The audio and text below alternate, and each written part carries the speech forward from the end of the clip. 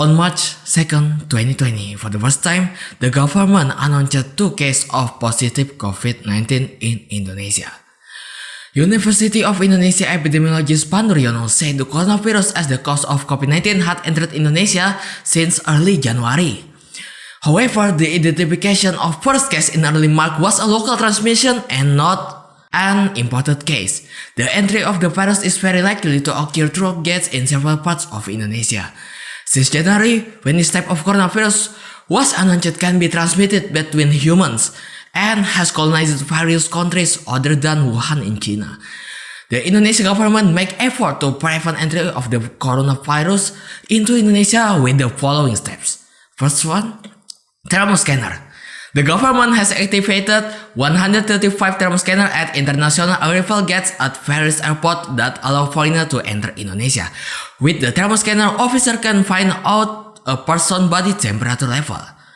Then, evacuation of Indonesian citizens. The next step taken by the government of Indonesia to protect its citizens from infection with the virus, which has so far claimed more than 200 lives in China, is to evacuate Indonesian citizens in crisis area. Then, the Ministry of Health activated 21 evacuation capsules at several Indonesian airports to be alert and anticipate the spread of the virus that might be carrying by arriving passenger. Anyone who is detected has signs or symptoms that suggests a corona infection will be evacuated to the capsule. The effort that have been made by Indonesian government have turned out not very effective. The coronavirus continues to enter Indonesia massively. This is marked by the spread of the coronavirus, which covers almost all provinces in Indonesia. In Indonesia itself, the virus has started to become a public panic because in early March 2020, the government announced that 2 Indonesian citizens had tested positive for the coronavirus, which was later called COVID-19 virus. Presiden Joko Widodo mengumumkan adanya 2 orang di Indonesia yang positif terjangkit virus corona. Menurut Jokowi, 2 warga negara Indonesia itu tersebut sempat kontak dengan warga negara Jepang yang datang ke Indonesia. Warga Jepang itu terdeteksi virus corona setelah meninggalkan Indonesia dan tiba di Malaysia. Tim Kemenkes pun melakukan penelusuran. Orang Jepang ke Indonesia bertamu, siapa ditelusuri dan ketemu. Ternyata orang yang terkena virus corona berhubungan dengan 2 orang, ibu 64 tahun dan putrinya 31 tahun, kata Jokowi. Dicek dan tadi pagi saya dapat laporan dari Pak Menkes bahwa ibu ini dan putrinya positif corona, tutur Presiden. Namun Jokowi belum mau mengungkapkan ibu dan anak itu berada di daerah mana. Ia hanya memastikan keduanya di Indonesia.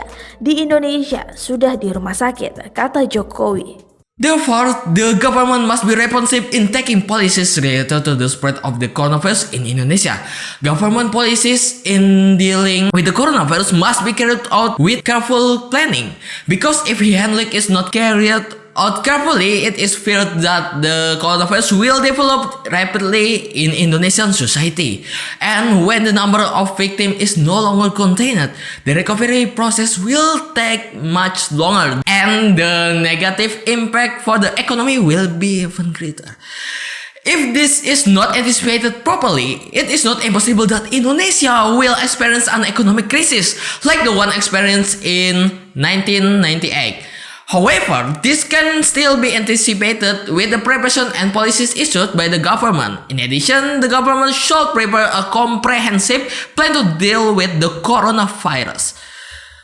As a step to anticipate the spread of the COVID-19 virus, the Ministry of Foreign Affairs conveyed additional policies from the Indonesian government related to limiting foreign arrival or traveler from the other countries into the country, to strongly appeal to Indonesian citizens to limit traveling abroad. In addition, the government has issued a social distancing policy, which a policy by reducing the number of activities outside the home and interaction with other people. With the intent of the social distancing policy, it is hoped that it will be able to suppress the transmission of the coronavirus, because with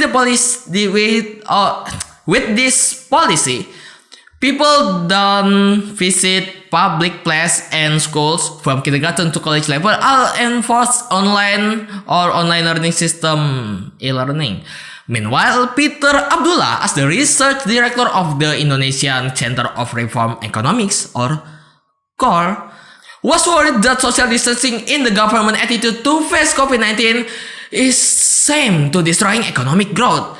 By experiencing a prolonged crisis, the coronavirus has a major impact on the people economy, so the government has carried out several policies as follow. Social assistance. Various social assistance provided by the government to MSME or UMKM. Actor is the Family Help Program (PKH), food package, cash assistance (BLT), pre-employment card to exemption and reduction electricity rates. The social assistance is almost the same as the program provided to the less fortunate. Program recipient can only receive one program.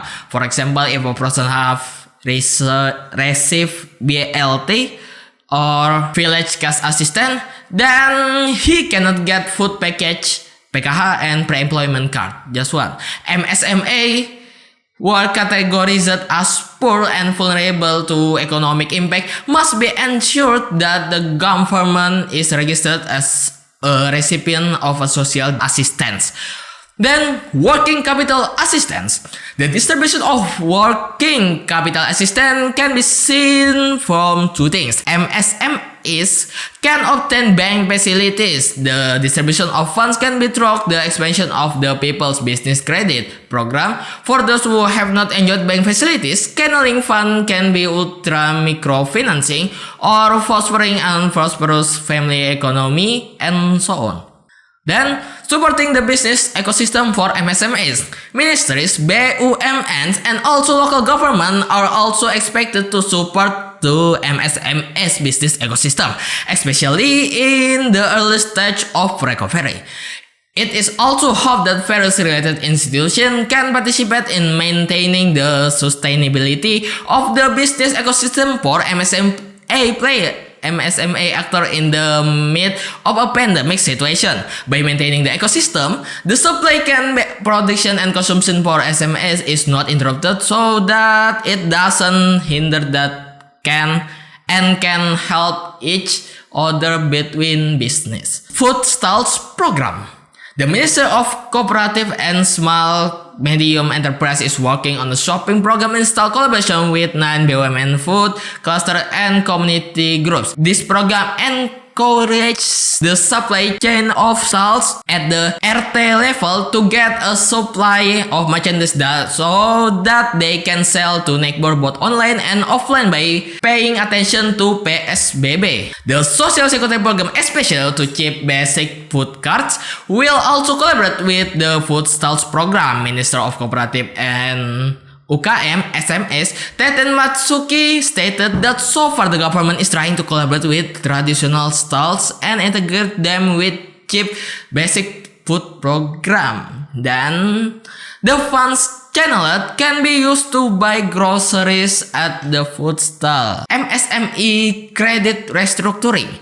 One of the scams perpetrated by the government is the relaxation and restructuring by MSME loans, either through postponement of installment and interest subsidies for KUR, UMI, PNM, MEKAR recipients, and loans from Pegadaian. The various government efforts before have not been maximized to reduce the spread of the coronavirus in Indonesia and have not been able to improve the people economy.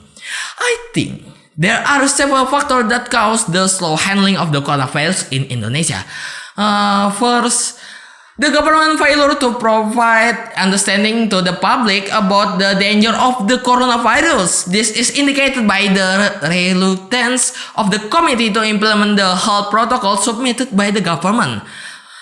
The synergy between the central and regional government has not been maximally established. It can be seen that there are several regional governments who are indifferent to the policies of central government and making independent effort in dealing with the coronavirus in their respective areas.